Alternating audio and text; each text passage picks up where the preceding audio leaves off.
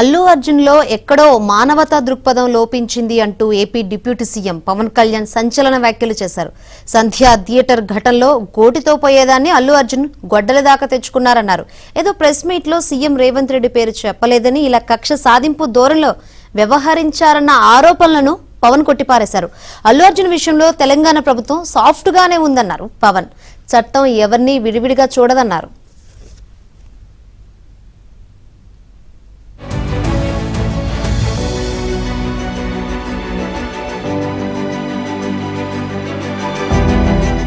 సంధ్య theatre ఘటనలో గోటితో పోయేదాన్ని అల్లు అర్జున్ గొడ్డల దాకా తెచ్చుకున్నారన్నారు.